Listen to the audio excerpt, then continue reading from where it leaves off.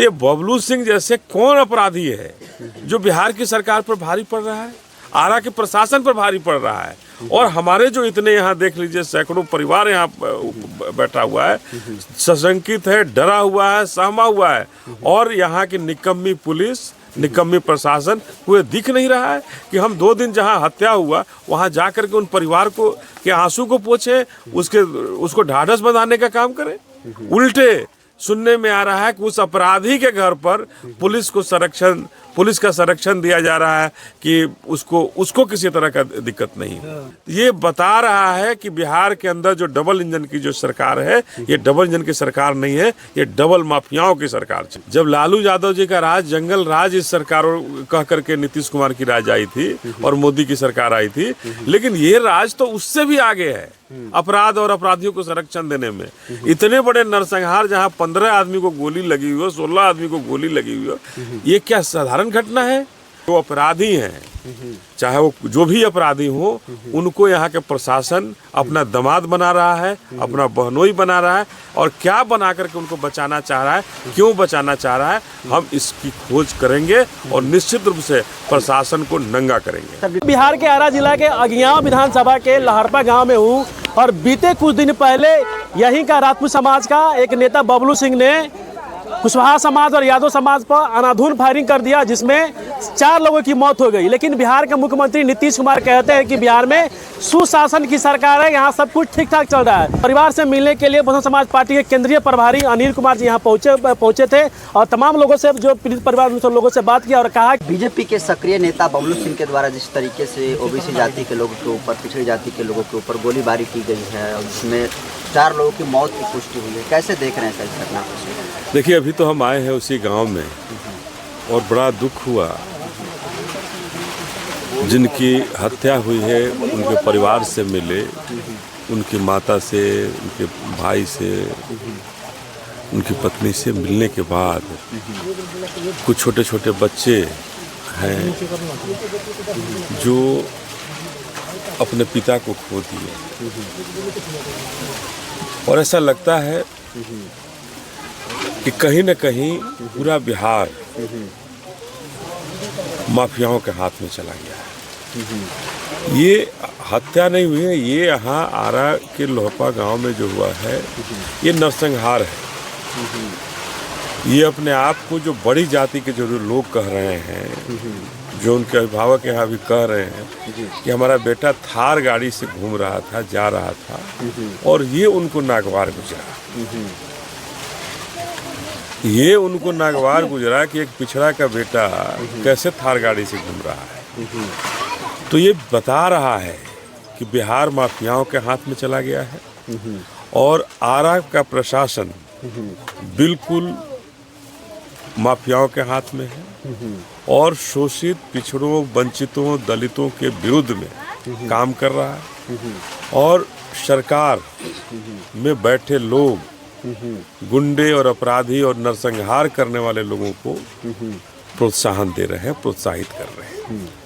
पहले यहीं से सेना चलती थी, यही रणवीर सेना का भी यहीं आसपास में ही उदय हुआ था। आज रणवीर सेना तो जरूर खत्म हो गया है, लेकिन इस तरह के माफियाओं का सेना, जो प्राइवेट सेना जो चला रहे हैं, कि दिन में सैकड़ों लोगों के बीच में कम से कम 15 से 20 आदमी को गोली मारी जाती है, और प्रशासन वहां पहुंच नहीं पाता है। 1.5 घंटे तक प्रशासन वहां नहीं पहुंच पाया घटनास्थल तक। परिजनों का स्पष्ट आरोप है कि प्रशासन के मिलीभगत से हमारे बेटा की हत्या हुई है। पुलिस ये भी दावा कर रही है कि गोली इधर से भी चला है सर। देखिए, पुलिस का दावा कितना खोखला है, जब पुलिस 1.5 घंटे तक पहुंच नहीं पाई, और 1.5 घंटे क्या 2 दिन हो गए घटना का। जो पीड़ित परिवार है उसका बयान लेने तक आज तक नहीं आ पाई पुलिस। अरे हाय रे आरा पुलिस, शर्म करो। आप कौन सी पुलिसिंग कर रहे हैं? किसके तुम्हारे आका कौन है? आज जनता त्राहिमाम है। यहाँ के हमारे जितने पिछड़े समाज के जो लोग हैं वो त्राहिमाम हैं कि हमें कौन देखेगा। जो अस्पताल में जो भर्ती हैं अपना नाम छुपा के भर्ती हो रहे हैं कि हम नहीं उसके खिलाफ कुछ बोल सकते हैं। इतना बड़ा माफिया तंत्र हो गया यहाँ, अपराधियों का बोलबाला इतना हमारे बिहार में हो गया कि अपराधी इतने बड़े हो गए हैं कि हम कुछ भी करेंगे, कहीं भी रहेंगे, लेकिन शोषित दलित वंचितों को, पिछड़ों को डराएंगे, धमकाएंगे, ये कुछ नहीं कर पाएंगे। बहुजन समाज पार्टी की तरफ से आया हूँ, बहन जी ने हमें भेजा है और स्पष्ट रूप से हम कहना चाहते हैं कि हम इस पीड़ित परिवार के साथ खड़े हैं। पूरी बहुजन समाज पार्टी इस पीड़ित परिवार के साथ खड़ी है और जब तक न्याय नहीं दिलाएगा अमन चैन से नहीं बैठेगा और न प्रशासन को बैठने देगा। सर, इस घटना के जो मेन अभियुक्त हैं बबलू सिंह, उनकी कई बीजेपी के दिग्गज नेताओं के साथ तस्वीरें भी वायरल हो रही है। यही तो कहानी है ना कि आज उनके आका इतने बड़े हैं, इन माफियाओं के आका इतने बड़े हैं कि वो खुलेआम गोली चला रहे हैं, खुलेआम गोली चला रहे हैं और गोली चलाने के बाद अपने दादा के पास और बाप के पास जा रहे हैं और वो लोग उनको बचा रहे हैं। प्रशासन कह रही है कि दोनों तरफ से गोली चली उनको बचाने के लिए। तो ये बबलू सिंह जैसे कौन अपराधी है जो बिहार की सरकार पर भारी पड़ रहा है, आरा के प्रशासन पर भारी पड़ रहा है। और हमारे जो इतने यहाँ देख लीजिए सैकड़ों परिवार यहाँ बैठा हुआ है, सशंकित है, डरा हुआ है, सहमा हुआ है और यहाँ की निकम्मी पुलिस, निकम्मी प्रशासन को ये दिख नहीं रहा है कि हम 2 दिन जहाँ हत्या हुआ वहाँ जा कर के उन परिवार को के आंसू को पोंछे, उसको ढाढ़स बंधाने का काम करें। उल्टे सुनने में आ रहा है कि उस अपराधी के घर पर पुलिस का संरक्षण दिया जा रहा है कि उसको किसी तरह का दिक्कत नहीं है। ये तो बड़ा हास्यास्पद है कि पीड़ित परिवार को आप नहीं दे रहे हो और जो अपराधी है उसको आप संरक्षण दे रहे हो, पुलिस प्रोटेक्शन दे रहे हो। ये बता रहा है कि बिहार के अंदर जो डबल इंजन की जो सरकार है, ये डबल इंजन की सरकार नहीं है, ये डबल माफियाओं की सरकार चल रही है। सर, जिस तरीके से घटना घटी है, क्या लगता है 90 का दशक में जिस तरीके से घटना था फिर वापसी हो रही है क्या सर? ये 90 का दशक नहीं है, ये 2025 में और भी आधुनिक ढंग से, जब लालू यादव जी का राज, जंगल राज इस सरकार कह करके नीतीश कुमार की राज आई थी और मोदी की सरकार आई थी, लेकिन ये राज तो उससे भी आगे है अपराध और अपराधियों को संरक्षण देने में। इतने बड़े नरसंहार जहां 15 आदमी को गोली लगी हुई हो, 16 आदमी को गोली लगी हुई हो, ये क्या साधारण घटना है?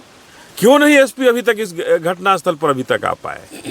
एक थानेदार उनका नहीं आ रहा है। तो ये बता रहा है कि कहीं न कहीं ये जो अपराधी हैं, चाहे वो जो भी अपराधी हो, उनको यहाँ के प्रशासन अपना दामाद बना रहा है, अपना बहनोई बना रहा है और क्या बना करके उनको बचाना चाह रहा है, क्यों बचाना चाह रहा है, हम इसकी खोज करेंगे और निश्चित रूप से प्रशासन को नंगा करेंगे। सर, विपक्ष के कई जनप्रतिनिधि मंडल यहाँ पर आए, लेकिन परिवार में कहीं न कहीं अभी मायूसी देखी जा रही है।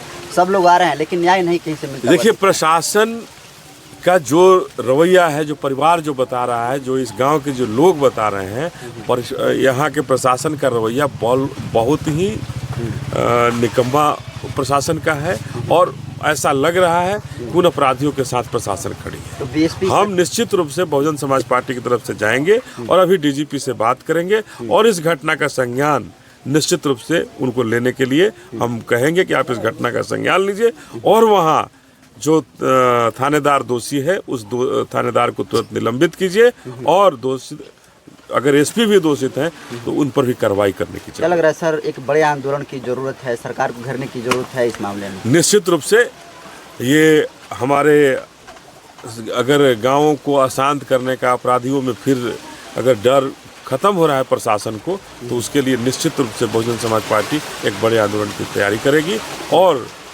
जो शोषित दलित वंचितों पर, पिछड़ों पर जो अत्याचार हो रहा है, जुल्म हो रहा है, उसको न्याय दिलाने के लिए जो करना होगा बहुजन समाज पार्टी अपनी बहन जी के नेतृत्व में करेगी।